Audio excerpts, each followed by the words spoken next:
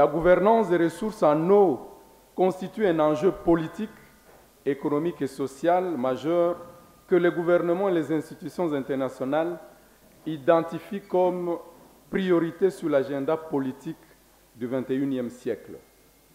Cette préoccupation est le fruit des discussions amorcées essentiellement depuis les années 70 à l'occasion de grandes conférences internationales.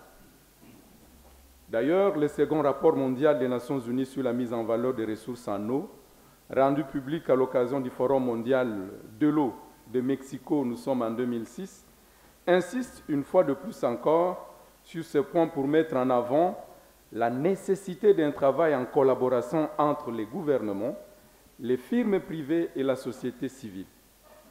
La gouvernance en eau nationale consisterait à trouver un équilibre entre ces utilisations concurrentes. Or, l'eau, à l'opposé des forêts qui sont incrustées dans une terre inamovible, est aussi une ressource fugitive ultime.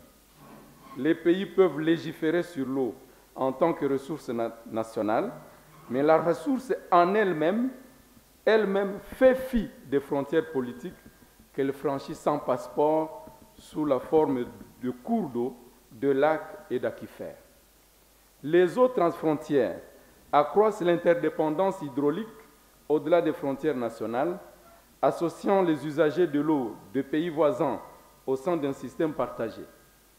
La gestion de cette interdépendance est l'un des grands défis auxquels les États du bassin du Congo se trouvent confrontés.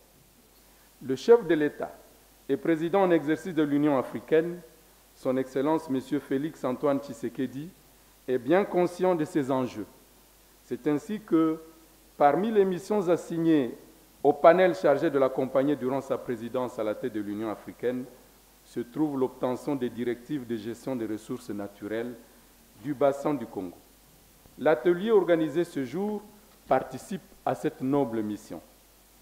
Nous aurons aujourd'hui l'occasion encore de revenir sur cette question majeure, sur les défis de gouvernance de ces ressources qui se retrouvent dans le grand bassin du Congo.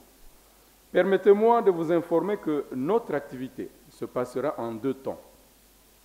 Le premier moment sera ponctué par les discours des différentes autorités. Le deuxième, qui concerne essentiellement les experts, commencera immédiatement après la pause café. Mais déjà, je voudrais vous dire que tout à l'heure, 4 discours vont se succéder. Le premier, qui sera un mot introductif, sera prononcé par le coordonnateur du panel de la République démocratique du Congo, chargé d'accompagner le président de la République au niveau de la présidence de l'Union africaine.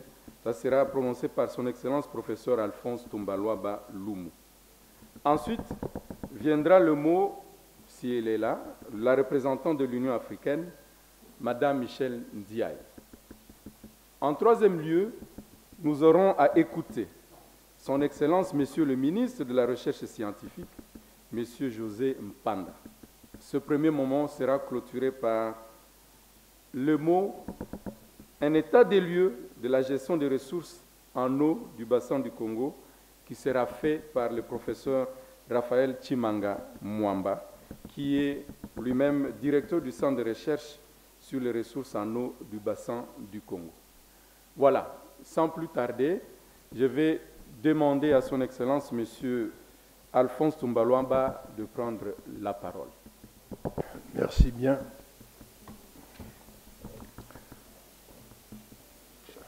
Monsieur le représentant du président de l'Assemblée nationale, honorables députés, monsieur le représentant du président du Sénat, honorables sénateurs,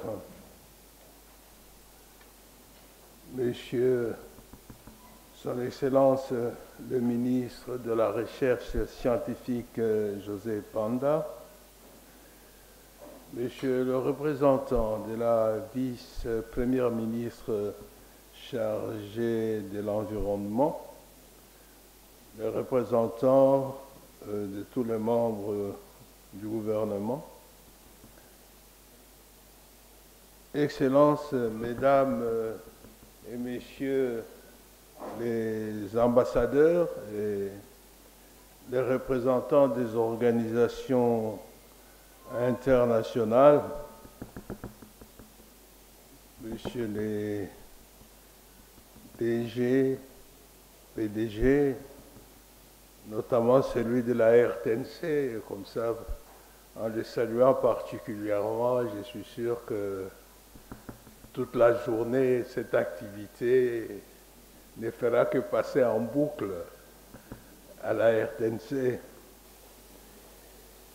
Et distingués invités, à vos titres et qualités respectifs, mesdames et messieurs, permettez-moi, toute charité commence par soi-même, que je salue les membres aussi du panel ici présents. Je vois aussi quelques représentants du Conseil économique et social.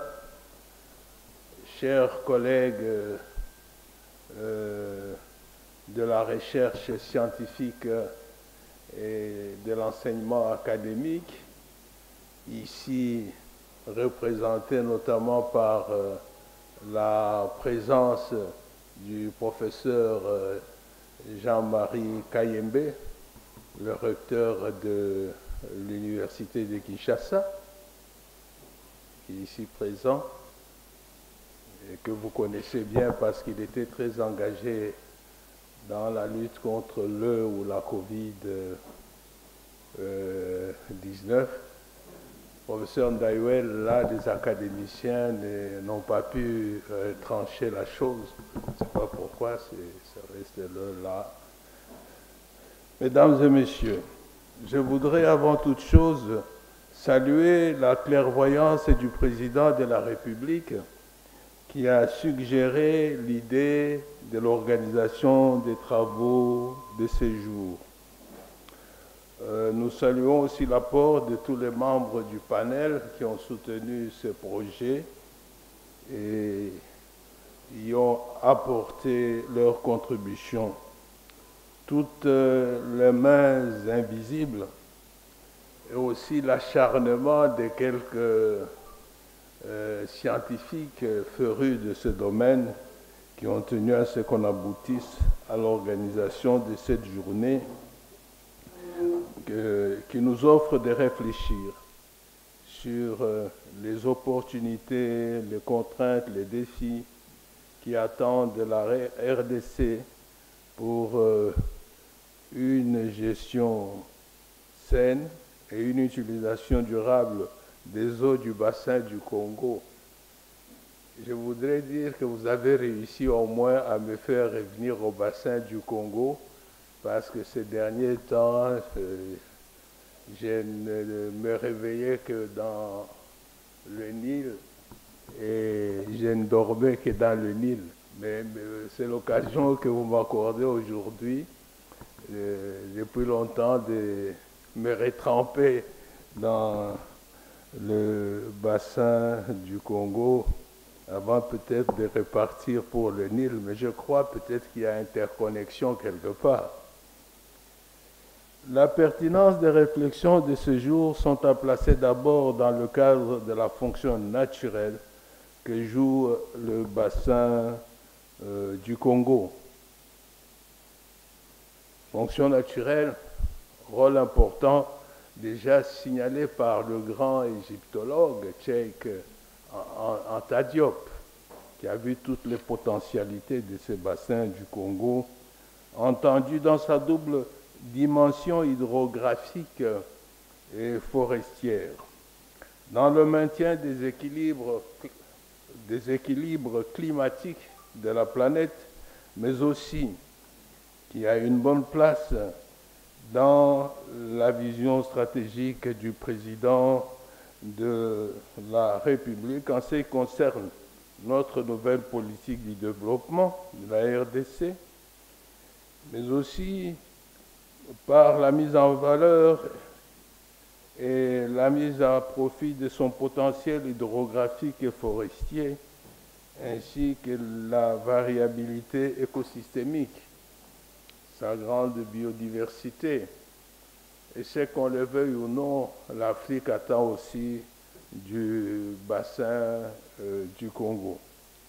Ces travaux relancent la question liée à la pertinence ou non d'un aggiornamento dans les modèles de gestion des bassins du Congo, tant à l'échelle régionale qu'à l'échelle étatique.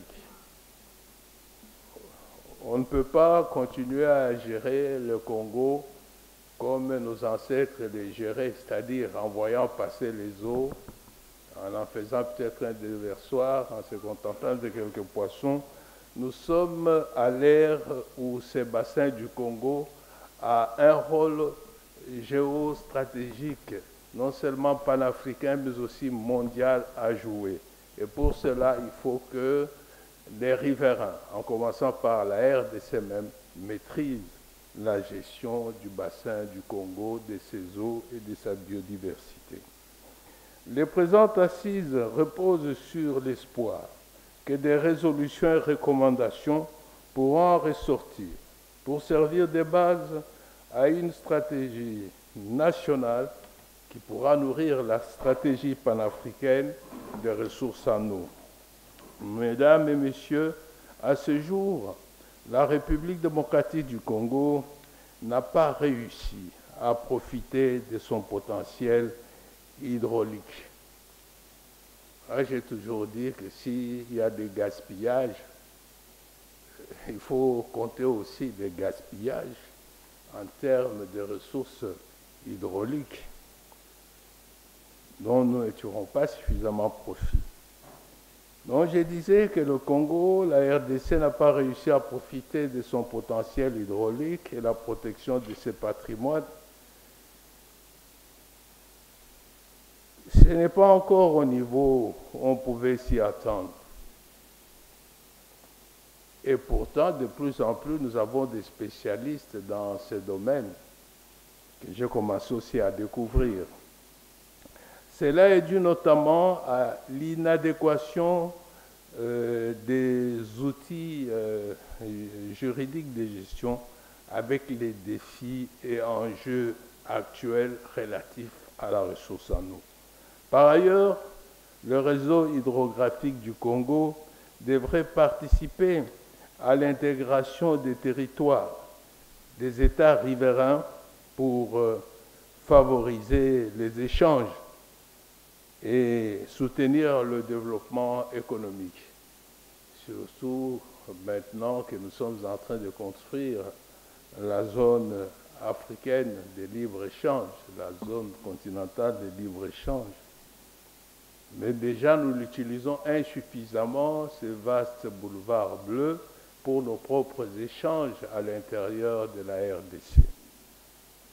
Comment pouvons-nous comprendre que le bassin du Congo, qui constitue un des plus grands réseaux navigables d'Afrique, ne soit pas à même de permettre les échanges par la navigation fluviale, déjà ne fût-ce que du centre de Kinshasa à l'aéroport et à Maluku. Je n'ai jamais compris pourquoi on n'a pas de vedettes taxis, et ainsi de suite. Ça permettrait de désengorger le boulevard. Mais d'ici, on peut arriver un peu partout à travers le pays. Donc, l'essentiel est que nous puissions en prendre conscience, nous puissions amorcer des changements dans la gestion et désormais faire en sorte que ces bassins du Congo puissent contribuer à la mesure de ses potentialités au développement du Congo et au développement notamment de la navigation fluviale, de voies routières ou aériennes en complétude. De plus, que doit-on dire de nos populations qui souffrent encore du problème d'électrification, alors que le potentiel hydroélectrique du bassin du Congo est estimé à 150 000 MW, soit près de 2 tiers de celui de toute l'Afrique. Notre pays, qui compte à elle seule plus ou moins 100 000 MW, n'en utilise pas plus de 2500. Au regard de ces différents chiffres, le bassin du Congo ne serait-il pas, comme l'a dit l'illustre et regretté Kamanda Wakamanda, s'agissant de l'Afrique, une puissance énergétique qui s'ignore? Les États du bassin, et particulièrement la RD Congo, doivent se réveiller et sortir de leur profond sommeil. Mais je suis de ceux qui sont convaincus que le temps de l'hibernation est derrière nous et que le Congo commence à bouger. L'Afrique a attendu longtemps le Congo. Et on peut dire, à partir notamment de la mandature actuelle du président de la République, que le Congo arrive, le Congo est présent. Très récemment, les eaux des rivières Kasaï et Chikapa ont subi une importante pollution consécutive aux activités minières d'un pays voisin, l'Angola pour ne pas les citer, laquelle pollution a causé de pertes en vie humaine des espèces aquatiques et privant au passage l'accès aux ressources hydriques aux populations riveraines.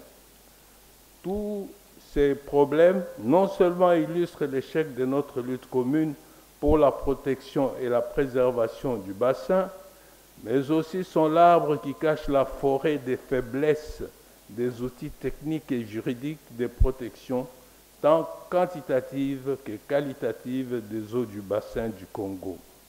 La RDC, en effet, est entièrement située dans le bassin du Congo. 90% de sa surface, de sa superficie, sont couvertes par le bassin du Congo. 98% de sa superficie, je le répète, sont couvertes par le bassin du Congo.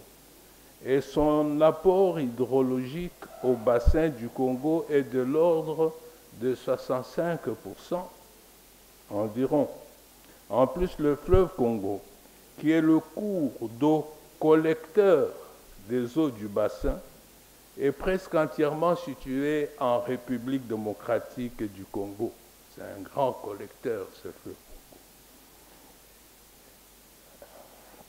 Congo. En tant que réceptacle de tous les déchets du bassin, il y a des risques certains de pollution. Le bassin du Congo, et le fleuve Congo en particulier, risquent de se retrouver dans une sorte d'étau de pollution, car tous les cours d'eau du bassin confluent, envoient leurs eaux vers le fleuve collecteur.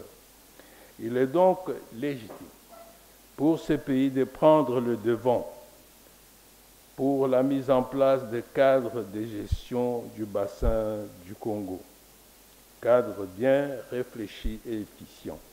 Une gestion efficace et efficiente implique entre autres la prise en compte adéquate des problématiques liées au changement climatique, à la gouvernance unique du bassin du Congo, à la navigation, à l'hydroélectricité, notamment la pleine utilisation de tout le potentiel hydraulique s'agissant du bassin du Congo, à la pêche, à l'aquaculture, à l'agriculture, à la préservation de la diversité biologique, la gestion intégrée, la gestion commune, etc. Une gestion qui appelle forcément la participation de tous les riverains du bassin du Congo.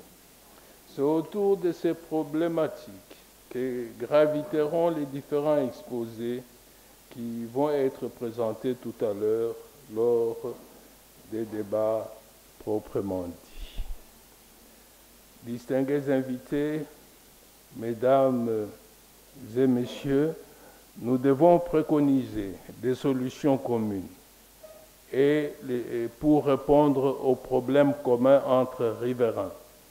Les outils juridiques de protection doivent refléter la nature de l'objet qu'ils protègent, c'est-à-dire la complexité de l'eau.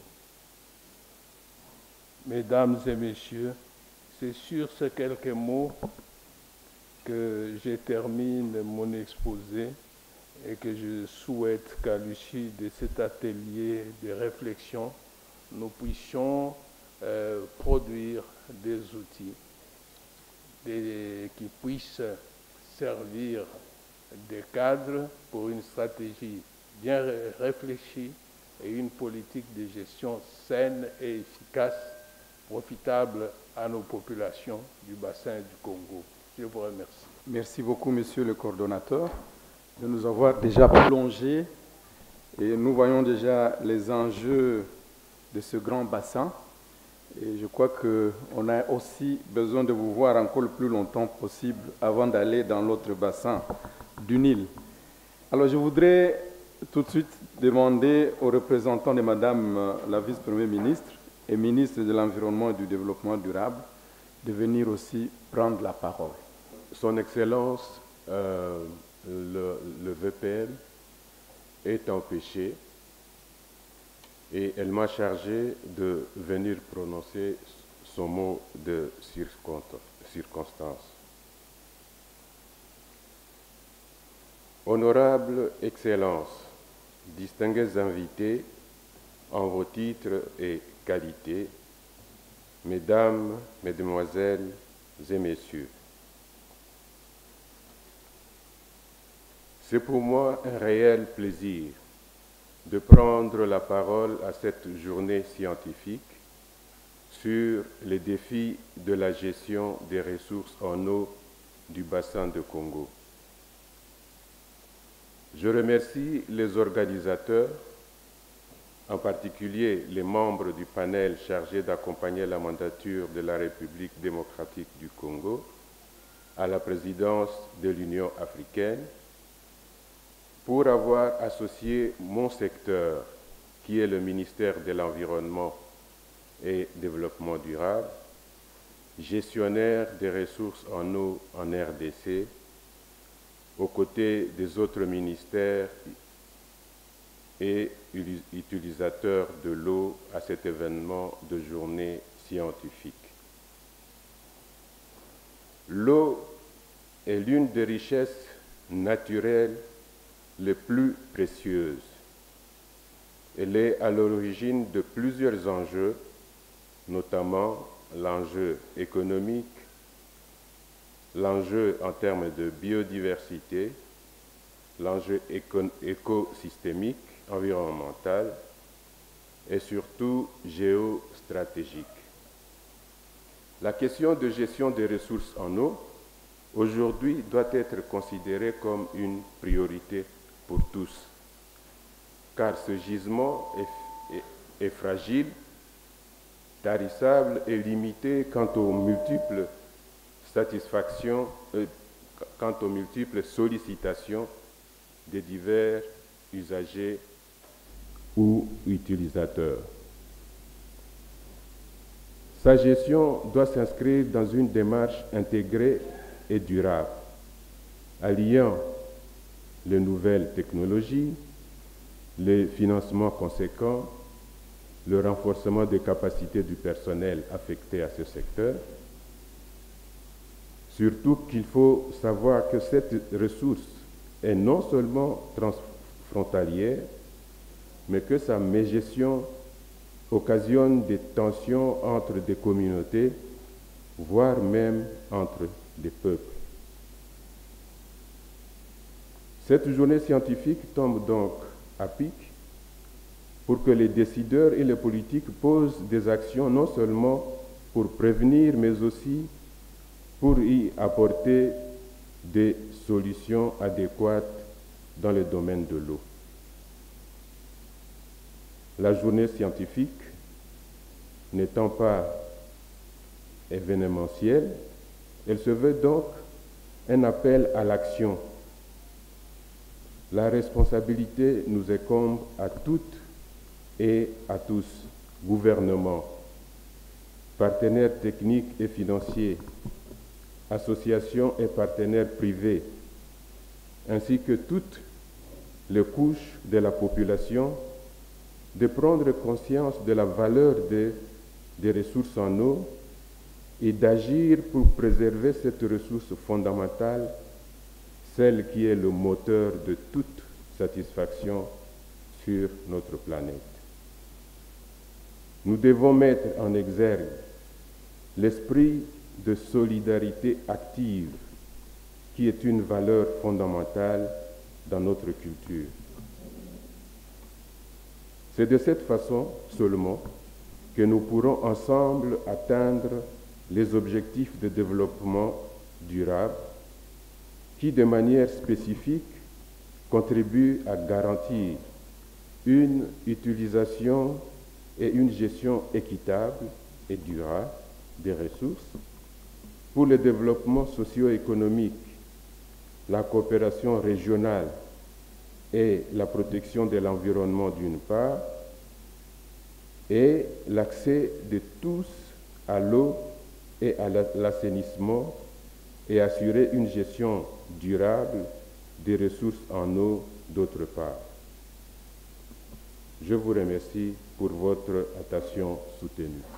Je voudrais bien vous faire part d'un empêchement de la dernière minute de Madame la représentante spéciale de l'Union africaine qui présente ses excuses.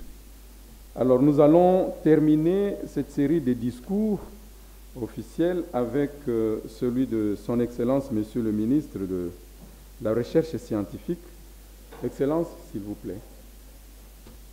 Honorable sénateur, Monsieur le représentant de Son Excellence, Madame la Première vice-ministre et ministre de l'Environnement, chers organisateurs, distingués invités, très chers professeurs et scientifiques recherche dans la salle. C'est un grand plaisir et un grand honneur pour moi de participer et de m'adresser à vous dans le cadre de cette journée scientifique consacrée au défi de la gestion des ressources en eau du bassin du Congo. À cet effet, je tiens à féliciter et remercier les organisateurs, particulièrement les panels chargés d'accompagner la République démocratique du Congo, je dirais mieux, accompagner Son Excellence, Monsieur le Président de la République, Félix Antoine Tshisekedi Tshilombo, chef de l'État, à la présidence de l'Union africaine, ainsi que les différents intervenants qui vont se suivre pour nous édifier sur la problématique soulevée et relative au défi de la gestion des ressources en eau du bassin du Congo. De prime abord, il n'est point besoin de rappeler que l'eau est nécessaire à la vie et que l'accès à des services d'eau et d'assainissement adéquats, essentiels à la dignité humaine, au développement économique, est garanti par notre Constitution. À ce titre, au-delà d'offrir plusieurs possibilités de coopération et d'intégration régionale, l'eau constitue à ce jour un enjeu majeur pour la survie.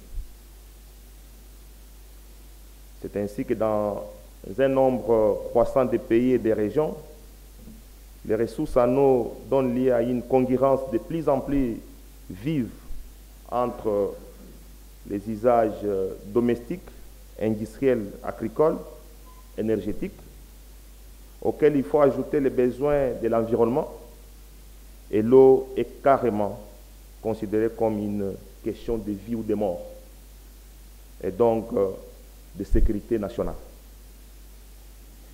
Par certains États, nous pouvons citer notamment l'Égypte, l'Éthiopie, le Soudan et l'Israël. Ainsi, j'espère qu'au bout de cette journée scientifique, au-delà du renforcement de la conscience collective que cette problématique devrait susciter en partant des appels aux élites et au pouvoir public, la RDC, notre pays, devrait se concentrer davantage sur les opportunités qu'offrent les eaux du bassin du Congo et d'en faire un enjeu de sécurité nationale, et c'est en créant une commission nationale chargée de définir la stratégie de la valorisation du bassin du Congo. Mesdames et messieurs, très chers invités et participants, je voudrais remercier les participants, mais aussi les organisateurs, spécialement le professeur Ntumbalamba, qui est également mon professeur, puisqu'il m'a formé, de m'avoir associé à cet événement, d'autant plus qu'il est impérieux de réfléchir en commun sur une approche scientifique, concertée, du point de vue de la recherche et de l'innovation technologique sur l'eau, en vue d'une meilleure mobilisation des ressources et un bon accompagnement des chercheurs et scientifiques impliqués dans ce domaine. En effet, l'enjeu de l'eau n'étant pas simplement une question immédiate, car s'inscrivant dans le présent et se projetant dans l'avenir, la recherche scientifique devra non seulement nous aider à connaître davantage cette ressource, mais aussi à la gérer dans une approche participative et durable afin d'assurer la maîtrise de sa qualité et de sa quantité, étant donné que plusieurs études renseignent sur les effets du changement climatique qui accroît la fréquence et l'intensité météorologique extrême, avec comme conséquence une diminution pluviométrique significative dans la zone équatoriale du Congo, entraînant ainsi des conséquences écologiques et climatiques non négligeables pour les bassins du Congo. En conséquence, assurer l'équilibre entre l'offre et la demande d'eau devient de plus en plus un défi majeur. Ainsi, je nous propose d'organiser dans les mois à venir et en concertation avec les ministères de l'Environnement et du Développement durable, des ressources hydrauliques et de l'électricité, de l'enseignement supérieur et universitaire et d'autres secteurs intéressés, d'organiser un forum scientifique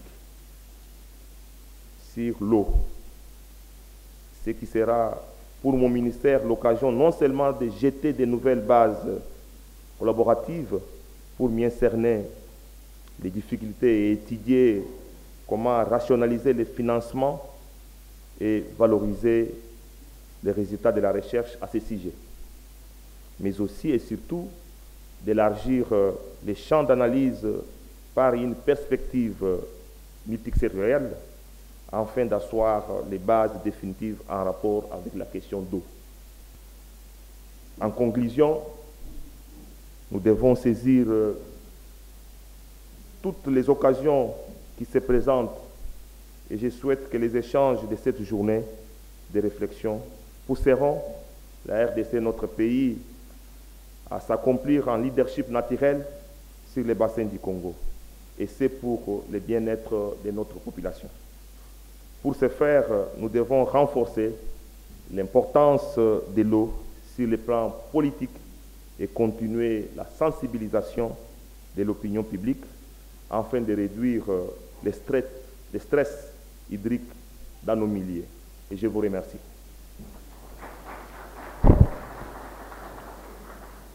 Je crois que je ne prendrai pas vraiment le risque de me présenter, sinon je prendrai beaucoup de temps avec cette méthode d'avoir peu dit. Et je préfère tout simplement vous dire qu'il est spécialiste de la question en hydrologie et il a beaucoup publié. Il est directeur du Centre de recherche en ressources en eau du bassin du Congo. Il a une grande réputation internationale et fait la fierté nationale. Professeur, vous avez la parole. Merci beaucoup, cher professeur, monsieur le modérateur.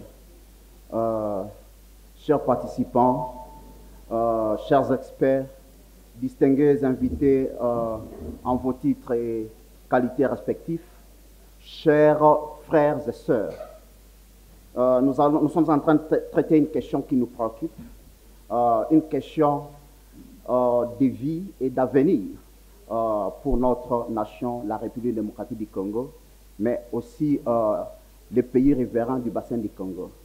Alors, je veux faire l'état des lieux de la gestion des ressources en eau du bassin du Congo.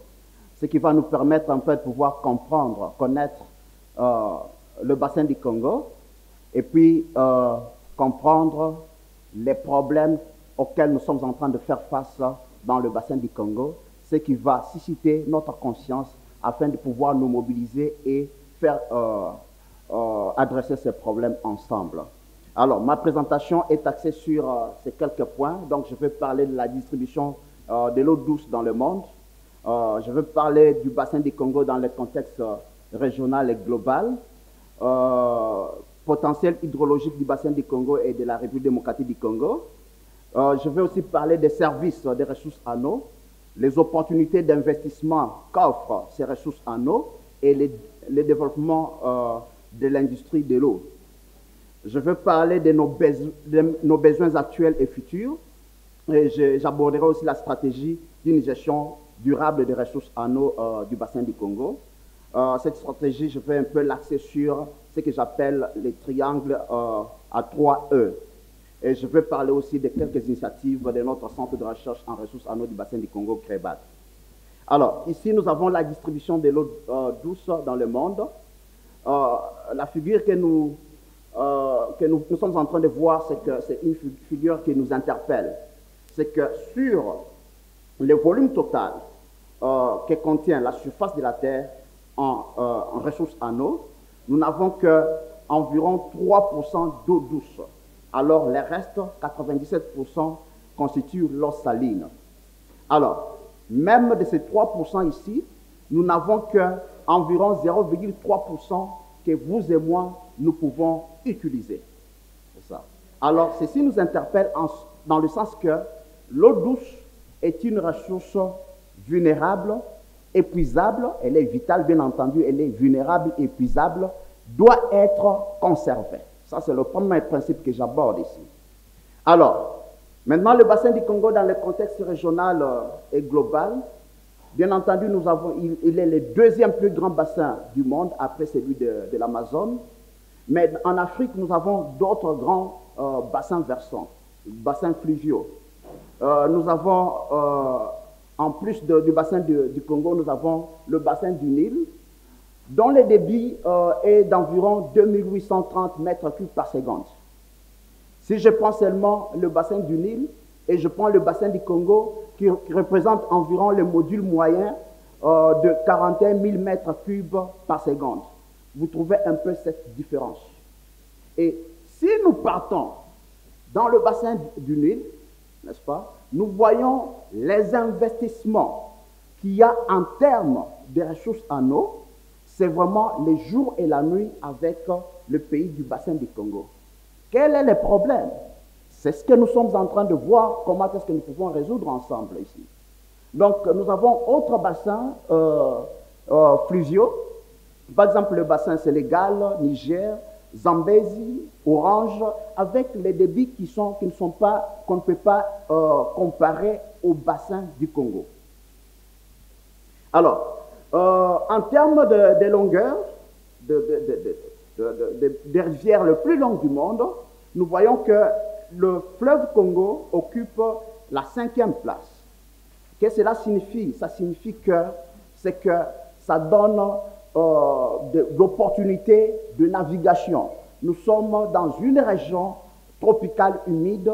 Maintenir les infrastructures routières dans notre région n'est pas facile, mais nous avons des rivières qui nous offrent la route bleue et que nous pouvons bien utiliser pour l'échange de biens et de services entre nos provinces, mais aussi avec d'autres pays. Nous avons la superficie des drainages, c'est que il vient en 2e position après celui de l'Amazone. Alors, le bassin du Congo est partagé par 9 pays. Nous avons la République démocratique du Congo, avec les pourcentages bien entendu, qui occupe environ 2 tiers de la superficie. Nous avons la Tanzanie, Zambie, Angola, Burundi, Rwanda, Cameroun, la République centrafricaine, nous avons aussi le Congo-Brazzaville. Mais qu'est-ce que ça signifie que la RDC a environ 2 tiers de la superficie du bassin du Congo? Cela signifie que la RDC devrait jouer les rôles de premier plan dans la gestion et la protection du bassin du Congo. Pour le moment, ce n'est pas le cas. Alors, les potentiels hydrologiques du bassin du Congo, nous avons 3 bassins fluviaux du bassin, au niveau de la République démocratique du Congo. Nous avons le Congo-Nil qui nous donne l'opportunité de pouvoir collaborer avec le pays membre du bassin du Nil. Nous avons le bassin fluvial de Chilouang qui est oublié et qui n'a pas bénéficié d'attention ni scientifique ni politique jusqu'à présent. Et nous avons le bassin du Congo qui couvre environ 98% de la superficie de la République démocratique du Congo. Alors, ça c'est la situation des précipitations sur l'ensemble du bassin du Congo. C'est que lorsqu'il pleut au nord, n'est-ce pas, et au sud, c'est la saison sèche, et vice-versa. Cela a un avantage, c'est que au niveau du bief principal, surtout entre Kisangani et Kinshasa, il y a très peu de variations hydrologiques. C'est que le débit est stable. Cela est important pour l'exploitation hydraulique de nos cours d'eau.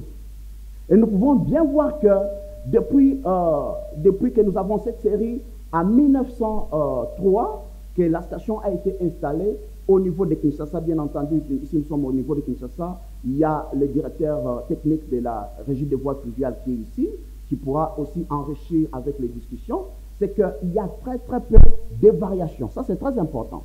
Dans d'autres rivières, il y a beaucoup de variabilités hydrologiques, mais ici, il y a la stabilité, ce qui est très important pour l'exploitation économique de nos cours d'eau. Alors, lorsque nous voyons la distribution de l'eau, nous voyons la contribution de l'Ubangi, qui est environ à 5300 mètres cubes de module moyen. Nous avons la contribution de Sanga, qui est environ à 2500 mètres cubes de module moyen. Nous avons la contribution du Kassai, qui est environ à 10 480 mètres cubes de module moyen. Nous avons la contribution de l'Olaba, qui est environ à 7800 mètres cubes de module moyen. Et puis là, nous avons la contribution qui nous provient aussi de la cuvette centrale, qui fait qu'au niveau de Kinshasa, nous sommes déjà autour de 41 000 mètres cubes de module moyen. Et ce que nous sommes en train de déverser au niveau de l'embouchure, en l'océan, c'est environ 41 600 mètres cubes d'eau par seconde. C'est vraiment beaucoup d'eau lorsque nous comparons ce que les Nil génèrent comme débit, lorsque nous comparons à ce que le fleuve Zambèze génère comme débit, qui est de 3500 mètres cubes par seconde. Alors, en plus de cette distribution d'eau de surface, nous avons aussi des lacs. Nous avons aussi des lacs, nous avons aussi des zones humides qui contiennent un grand volume de ressources en eau. Alors, ceci fait que nous puissions avoir l'opportunité de développer des services de ressources en eau, investir dans les domaines de l'eau, dans les secteurs de l'eau et assurer le développement de l'industrie de l'eau. Alors, les opportunités, c'est en eau potable, n'est-ce pas, eau potable et assainissement, le développement de l'énergie propre à partir de l'hydroélectricité, la navigation, nous avons environ 25 000 kilomètres de voies navigables, c'est que nous pouvons bien exploiter ceci, la biodiversité aquatique, n'est-ce pas, nous avons aussi, nous pouvons aussi développer l'agriculture irriguée. Alors, ici, nous pouvons dire que le bassin se révèle très important sur le plan de la coopération régionale en vue de développer des stratégies de développement résilient dans le contexte des changements climatiques. Les domaines possibles de cette coopération régionale impliquent l'hydroélectricité, c'est que nous pouvons bien exporter, produire l'électricité et exporter à partir de ce que nous avons au niveau, ce que nous donne le fleuve Congo. La navigation, que nous pouvons bien utiliser à bon escient, les transferts d'eau virtuels. Je parle bien des transferts d'eau virtuels, puisque pour le moment, il est établi que la RDC est en train d'importer de l'eau alors que la RDC devrait exporter de l'eau. C'est que c'est un concept que je vais peut-être développer dans les discussions, c'est que pour produire 1 kilo de denrées alimentaires que nous sommes en train d'importer, le riz, les haricots, etc., c'est que nous utilisons une certaine quantité de l'eau. Alors, en important tous ces denrées alimentaires, c'est que nous sommes en train d'importer de l'eau. Alors que la RDC a la terre arable, la RDC a de l'eau, la RDC devrait commencer à exporter l'eau virtuelle. Et c'est une alternative au transfert d'eau physique qui est bien réclamé par nos voisins. Donc, c'est que nous pouvons étudier, voir comment est-ce que nous pouvons développer les spéculations dont ils ont besoin ici, comme nous avons la terre arable, comme nous avons de l'eau, et les exporter chez eux. Alors, il y a l'opportunité de pouvoir développer l'industrie de l'eau. Donc, il y a besoin d'une gestion rationnelle et durable des ressources en eau. Alors, nous prenons les bassins du Congo comme un réservoir, mais ce qui entre dans ce réservoir n'est pas tellement connu. Ce qui en sort n'est pas tellement connu. Alors, comment est-ce que nous pouvons utiliser ce qui reste, les stocks, pour différents besoins, les besoins domestiques, les besoins de récréation, les besoins de réserves pour l'environnement, l'agriculture, la navigation, l'industrie. Ça, c'est une question que nous sommes en train de nous poser. Nous ne pouvons pas la répondre maintenant. Pour la répondre, il faut une stratégie. Alors, nous avons de nombreux défis. Je ne vais pas entrer dans les détails ici, mais ici, c'est vraiment les domaines d'incertitude qui planent sur nos ressources en eau. Je ne vais pas entrer ici, c'est trop scientifique, nous n'avons pas que des scientifiques ici.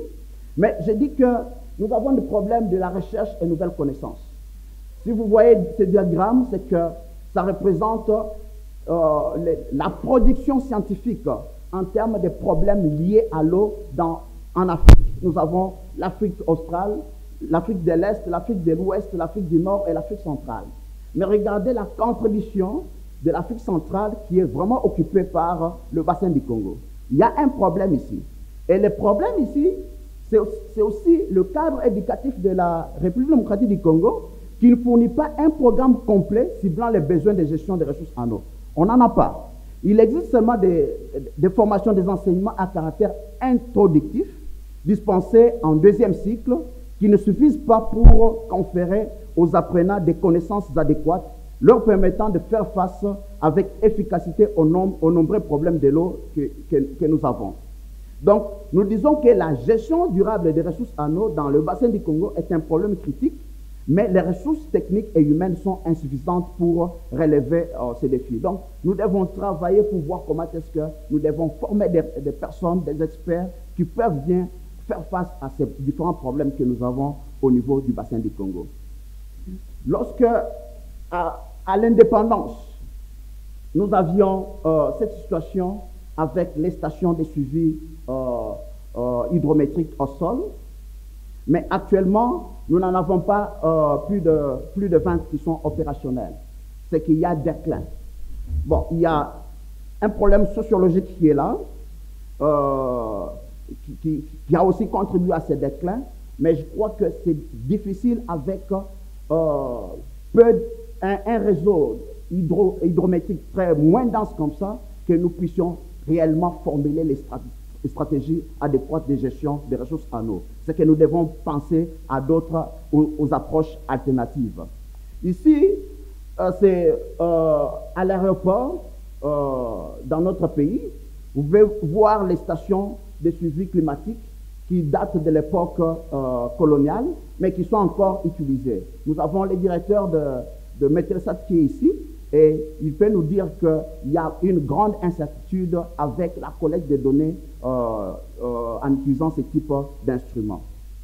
Alors, il y a toute cette incertitude hydrologique, cette incertitude climatique qui font qu'il y a une grande difficulté à pouvoir investir dans les aménagements sur le bassin du Congo.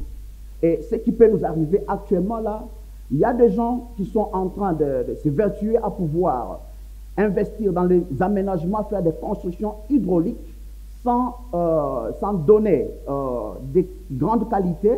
Alors, les conséquences qui peuvent advenir ces investissements, c'est que il peut y avoir des catastrophes naturelles qui vont coûter même plus que ce qui est être investi actuellement pour pouvoir construire ces infrastructures.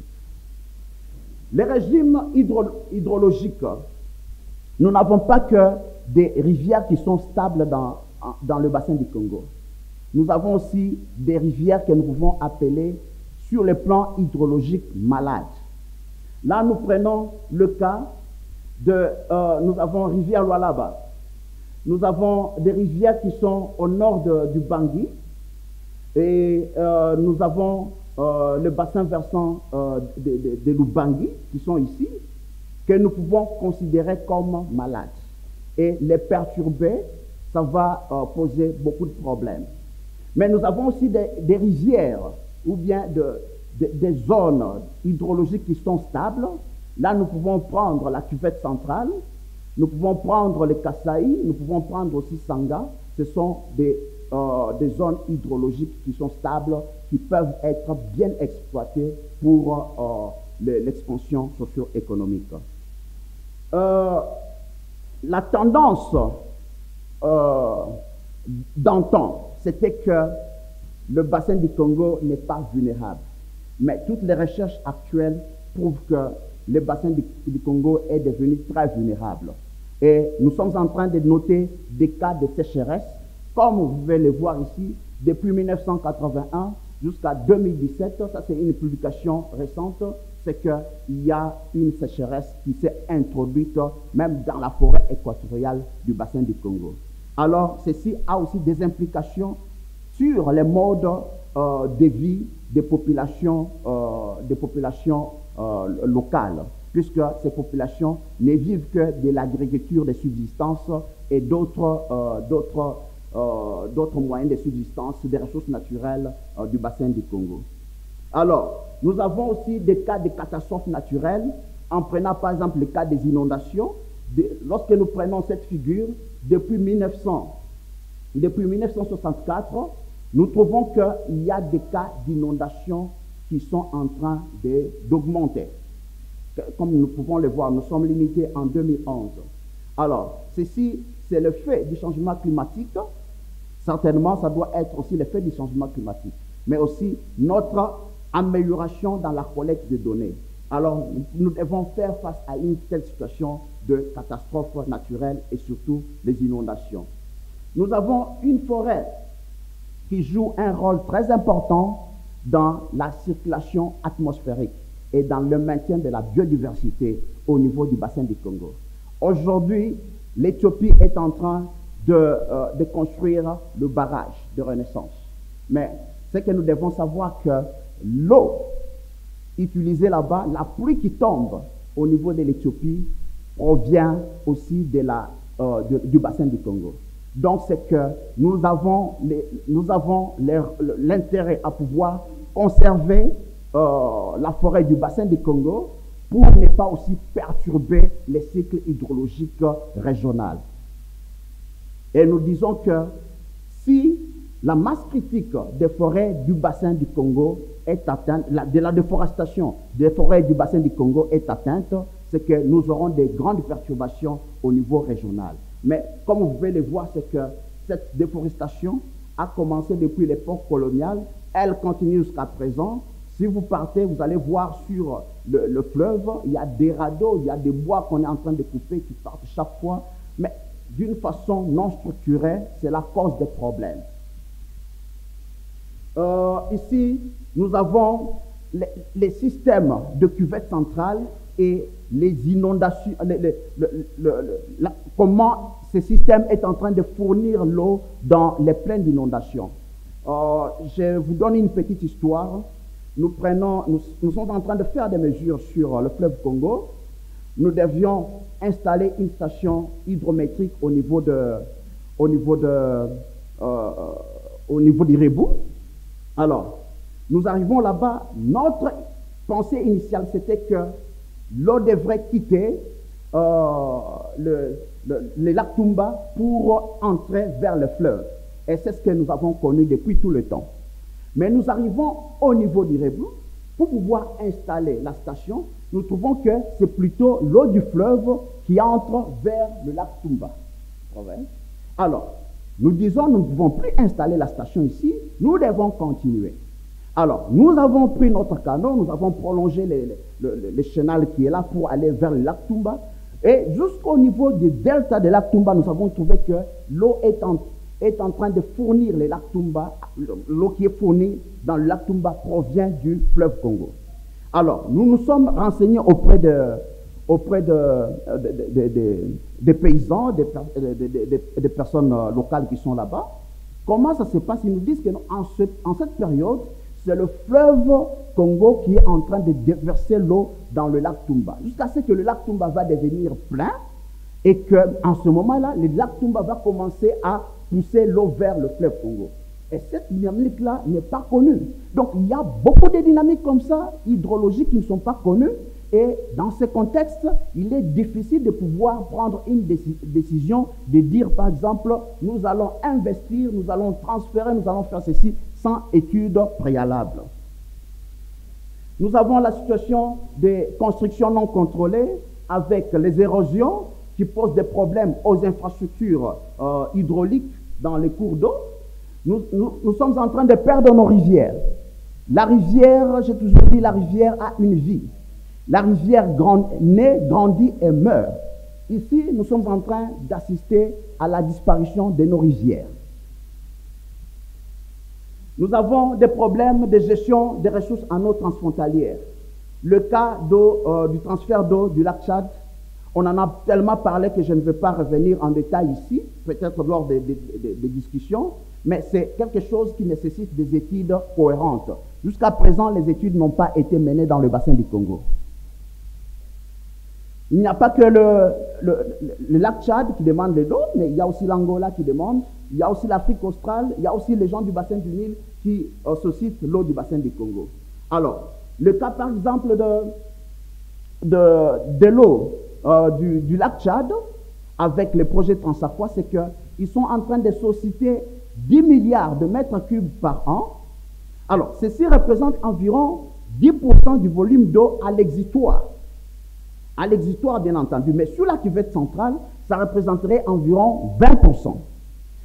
Le devenir de la cuvette centrale et sa biodiversité, point d'interrogation, la navigation sur le fleuve, ce sont des choses, des inconnues. Les complexes Inga, ce sont des inconnus. La sédimentation sur le fleuve, les changements climatiques, ce sont des inconnus. Ici, nous sommes sur le fleuve, dans la cuvette centrale. Vous voyez une large rivière. Vous prenez une section, ici c'est une section de 3 km. Mais regardez les profondeurs. Ça ne dépasse pas 6 mètres. Or, ça c'est un corridor d'échange et de biens et de services entre Kinshasa et Kisangani.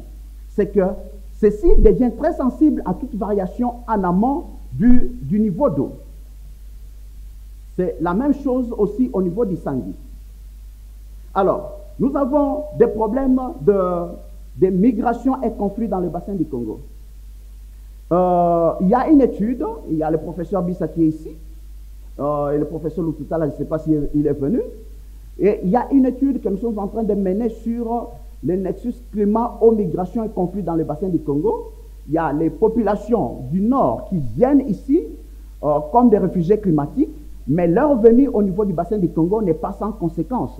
C'est avec beaucoup de pression sur les ressources en eau, sur la biodiversité. Alors, il y a cette carte traduit un peu les itinéraires de migration, différentes vagues de migration depuis 1940 jusqu'à 2019. Ça, c'est la carte qui a été, il y a ce rapport qui est en train d'être distribué sur climat, eau, migration, conflit dans le bassin du Congo, qui est en train et toutes ces informations se trouvent dans ce rapport, vous pouvez bien les lire. Alors, la pollution des rivières dans le bassin du Kasaï. Je ne vais pas revenir dans le détail, mais je vais seulement ici attirer l'attention pour dire pourquoi est-ce que Katoka s'est déclaré que c'est l'entreprise qui a pollué l'eau. Alors que lorsque nous voyons cette carte, il n'y a pas que Katoka. Il y a plusieurs industries au niveau de l'Angola qui sont en train de faire l'extraction minière ici. Alors, pourquoi seulement c'est Katoka qui s'est déclaré? Ça, c'est quelque chose que nous n'avons pas pu investiguer, et c'est quelque chose qui doit être investigué. Alors, il y a le professeur Tumbaloaba qui est déjà parti. Il est en train d'aborder un cas délicat de la construction d'un barrage hydroélectrique au niveau de l'Éthiopie qui affecte les utilisateurs qui sont en aval, qui est l'Égypte. Et ce cas est en train de se produire sur le bassin du Congo, sur la rivière Kadei au niveau du Cameroun, et la rivière qui se déverse sur Sanga. Il y a la construction d'un barrage hydroélectrique avec déviation de la rivière. Ceci n'est pas connu par la République démocratique du Congo, mais c'est par les images satellitaires que nous sommes parvenus à identifier ceci.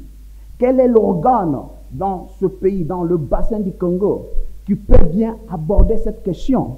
Quel est l'organe qui fait le monitoring pour savoir que telle part, on est en train de mettre une infrastructure hydraulique qui va bien entendu avoir des conséquences sur les utilisateurs en aval. Et c'est cette infrastructure hydraulique qu'on est en train de construire. Il y a l'entreprise chinoise qui est en train de construire au niveau du Cameroun, mais c'est dans le bassin du Congo. Ici, nous sommes en train de parler de Inga, nous sommes en train de parler de transfert de l'eau et consorts. Peut-être on est en train, peut-être le transfert de l'eau vers le Tchad n'aura pas lieu, mais il y a des cas ici qui sont en train d'être exécutés, qui ne sont pas abordés, qui n'attirent pas l'attention. Et demain, nous allons avoir des impacts.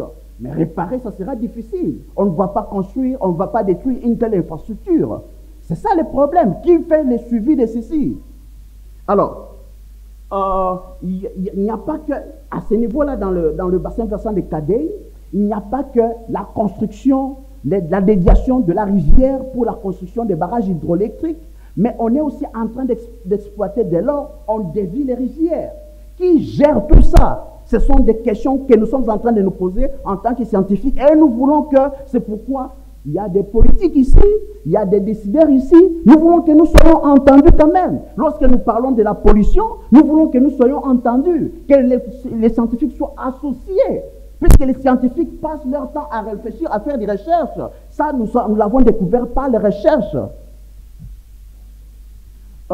Nous étions en train de faire une discussion dernièrement avec le directeur des ressources techniques de régie des voies fluviales, qui dit que depuis un certain temps, les niveaux d'eau dans la rivière Ubangi est en train de baisser.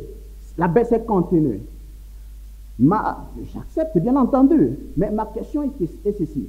Lorsque nous voyons, puisque ce sont les pluies qui alimentent les rivières, lorsque nous voyons la tendance des pluies, est-ce qu'il y a eu diminution? Lorsque moi je fais mes analyses, je vois que pour la dernière décennie, il n'y a pas de diminution. Il n'y a pas de diminution des pluies. Mais comment est-ce que nous pouvons expliquer qu'il y a diminution de baisse des niveaux, il y a baisse des niveaux d'eau au niveau de l'Ubangi? Et là, je vais dire, il y a une hypothèse qui dit que au niveau de la République centrafricaine, on serait déjà en train de transférer l'eau vers le Tchad, n'est-ce pas? Mais qui est là pour pouvoir vérifier ça? Quel est l'organisme que nous avons dans le bassin versant pour pouvoir aborder ces questions? Ce sont des questions, nous sommes en train de les regarder, nous restons silencieux, mais demain, nos enfants vont devoir nous demander qu'est-ce que vous avez fait de ce patrimoine? Alors, quels sont nos besoins actuels et nos besoins futurs? Lorsque nous prenons les besoins actuels, c'est que nous utilisons actuellement, des valeurs que nous avons actuellement, le futur en termes de court terme, moyen terme et long terme, mais aussi le futur en termes de changement climatique. Là, nous prenons les aspects tels que hydrologie, prélèvement, hydroélectricité, navigation, production halieutique. En termes d'hydroélectricité, nous voyons que nous avons ce potentiel-là qui est environ 40, qui est exploitable, bien entendu, 44 000 MW. Mais pour le moment, nous n'exploitons qu'au niveau de la RDC ou bien du bassin du Congo, nous n'exploitons que 2700 MW. Alors, allez-y comprendre, lorsque nous prenons aussi les autres bassins versants tels que Niger, Nil et consorts, bien qu'ils ont une petite potentialité, mais ils sont quand même en train de s'efforcer de pouvoir exploiter leur potentialité. Donc nous avons ici les ouvrages que nous avons pour le temps actuel, mais nous avons aussi les ouvrages que nous avons que nous pouvons faire, qui sont en projet et qui vont faire en sorte que nous puissions vraiment fermer ce déficit ou bien ce paradoxe de la distribution ou bien de l'accès aux services d'hydroélectricité dans notre bassin versant. Nous pouvons bien exporter l'électricité dans toute l'Afrique. Irrigation, c'est la même chose, c'est que nous n'avons que 62 000 hectares que nous sommes en train d'irriguer, alors que nous avons vraiment le potentiel que nous pouvons bien exploiter. En termes d'alimentation en eau potable et assainissement, ici c'est encore un désastre.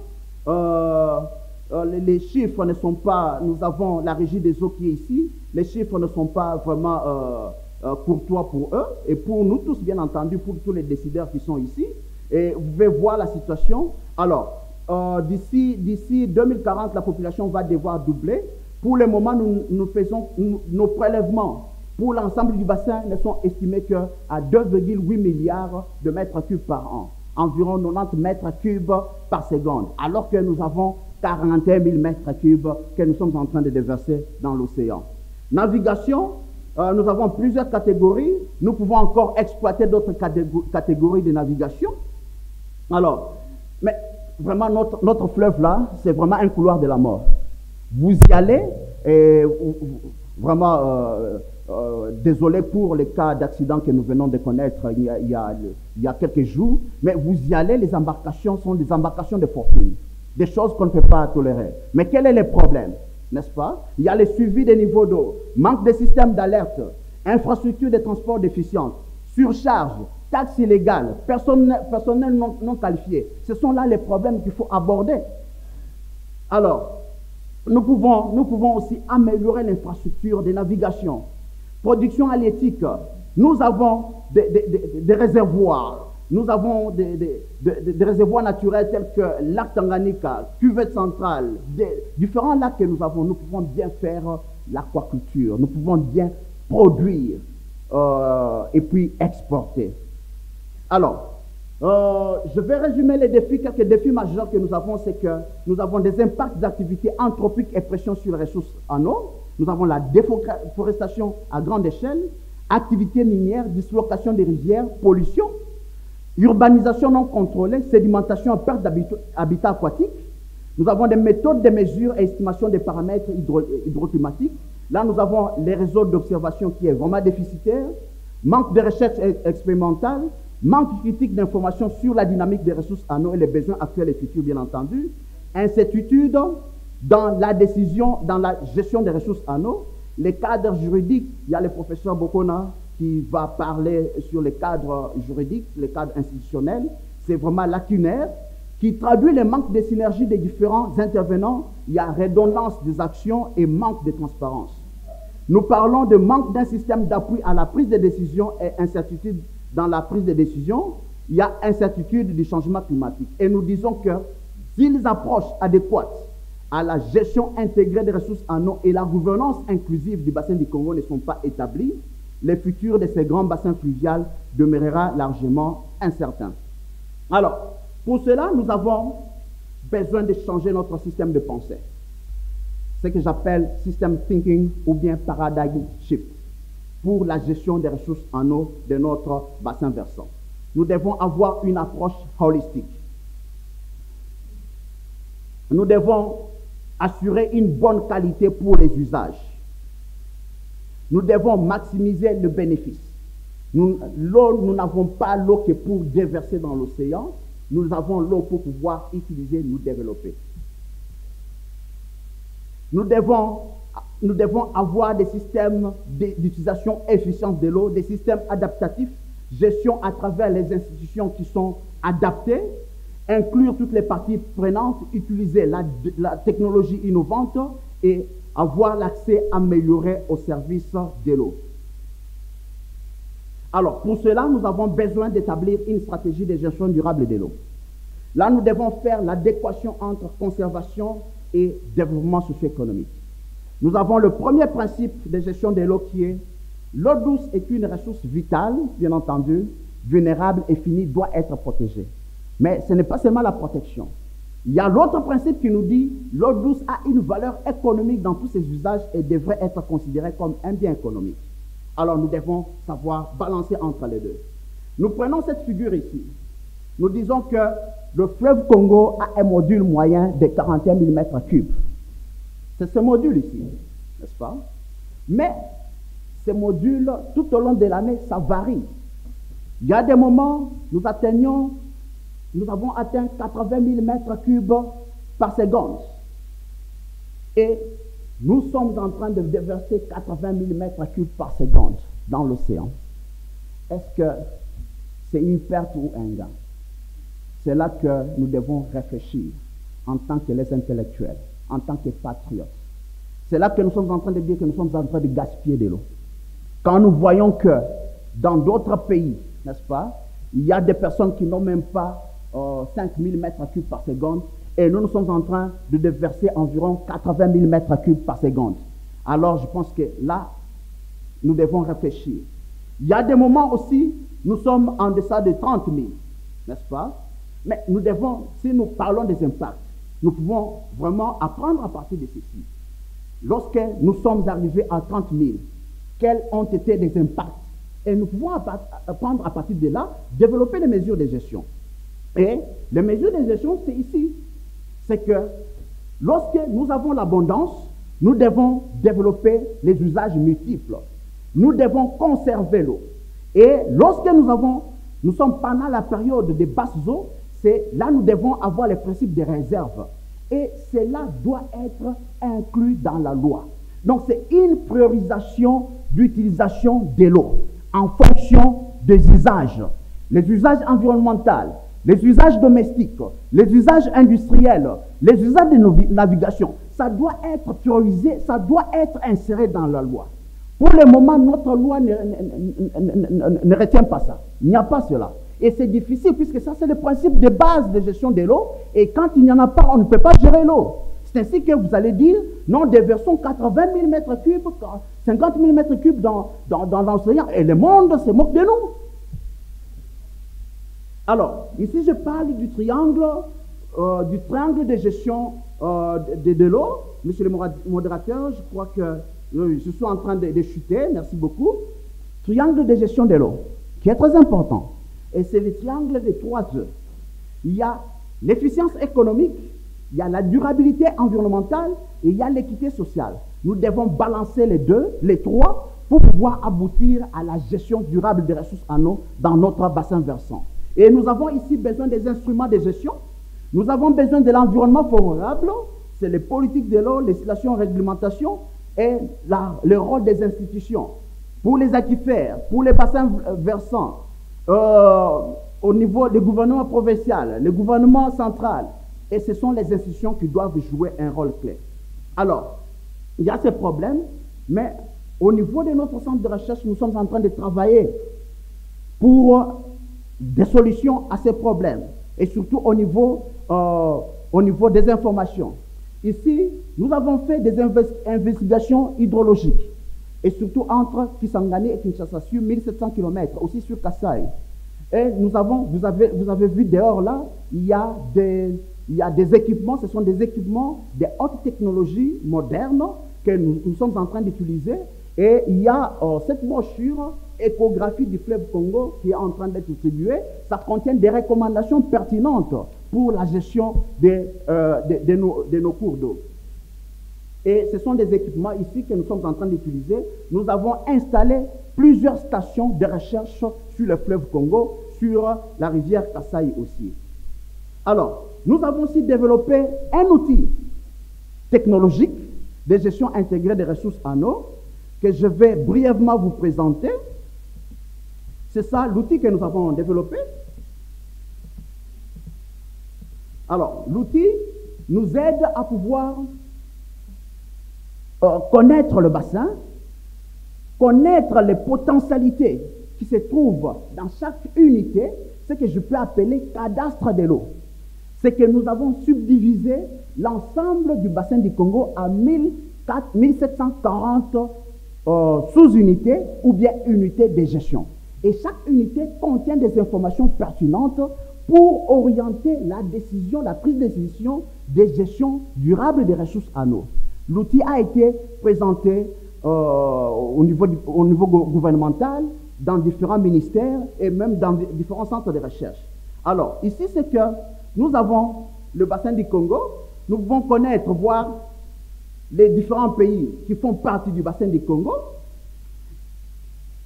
Et nous pouvons voir les rivières. Ce sont les différentes rivières que nous avons. Nous avons fait une classification jusqu'à 9 niveaux. Et ici, c'était question de pouvoir identifier chaque rivière par son nom. L'idée, c'est que partout où nous avons vécu, que ce soit dans nos villages, dans nos milieux où nous vivons, chaque rivière a son nom. Et cela a une importance, ça lie l'homme à l'eau. Alors, c'est cet outil que nous avons mis en place, c'est que ça contient environ 1740 rivières. Vous pouvez arriver ici, mettre le nom de votre rivière, vous entrez là-bas au niveau de la rivière ou bien du sous-bassin, connaître les informations qui sont au niveau de ce sous-bassin.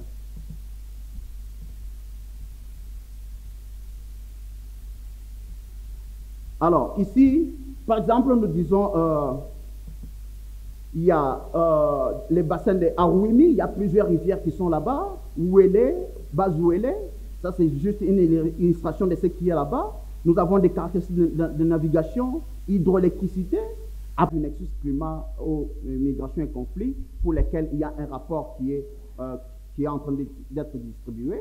Et nous avons mis en place aussi un système d'information qui est accessible au public. Ici, c'est l'atelier des parties prenantes qui avait été tenu à Kisangani et pour lesquels il y a eu plusieurs recommandations qui doivent être exploitées par le gouvernement sur cette question complexe du nexus de migration Bororo, bien entendu, dans le bassin du Congo. Et ça, c'est l'ouvrage qui est en train d'être produit, qui est dirigé par moi-même avec les collègues professeur Bissa qui est là et le professeur Bernard Lututala. Alors, les cas de formation, nous avons mis en place un programme de master en ressources en eau qui doit commencer cette année. Je crois que M. le recteur était ici et je crois que nous sommes en train de travailler pour lancer les inscriptions. Alors, nous sommes en train de disséminer nos résultats au travers des conférences et aussi autres ateliers. Alors, pour terminer, je tombe sur ces recommandations qui vont peut-être aider à ce que nous puissions réfléchir. Alors, mes recommandations sont faites en termes d'attributs de gestion intégrée des ressources en eau.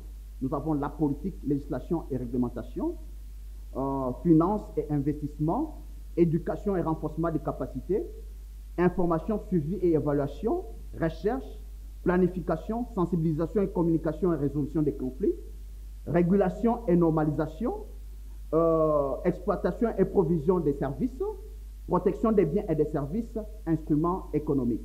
Si le modérateur permet, je lis juste mes recommandations puisque c'est ce qui va être exploité par les experts. Exactement, merci. Alors, par exemple, dans le premier cas, le politique, législation et réglementation, c'est que nous devons fixer les objectifs pour l'utilisation, la protection, la conservation de l'eau et la stratégie de développement des ressources en eau à long terme, assurer la mise en place de mécanismes permanents et efficients pour la concertation au niveau local, national, régional et sur tous les aspects liés à la gestion et à la protection des ressources en eau. Finances et investissements, c'est que nous devons affecter les ressources financières pour satisfaire les besoins de l'eau. Éducation et renforcement des capacités, nous devons rendre les ressources humaines efficaces à l'appui institutionnel et la prestation des services. Information et suivi, c'est que nous devons fournir la connaissance et la compréhension des disponibilités et des besoins. Recherche, c'est que nous devons générer les nouvelles connaissances et contribuer à créer des opportunités d'investissement et de développement. Planification, c'est que nous devons fournir des options de développement, l'emploi des ressources et l'interaction humaine. Sensibilisation, communication et résolution des conflits, c'est que nous devons fournir, nous devons susciter la prise de conscience et les changements de comportement par la sensibilisation des parties prenantes sur les menaces qui pèsent sur l'eau et l'environnement. Je prends 9e, exploitation et provision des services, c'est que nous devons garantir un meilleur accès des populations aux biens et services liés à l'eau, eau potable, assainissement, sécurité alimentaire, énergie hydroélectrique, domestique, produits de la pêche. Nous devons impliquer les différentes catégories d'acteurs dans les choix, la conception, la réalisation et la gestion des projets pilotes visant à démontrer la faisabilité de certaines approches ou technologies et en vue de permettre à une population élargie d'avoir accès aux services liés à l'eau. Donc, toutes ces recommandations sont là, elles vous seront distribuées et je pense que ça va servir à ce que nous puissions vraiment avoir le débat. J'ai dit, je vous remercie.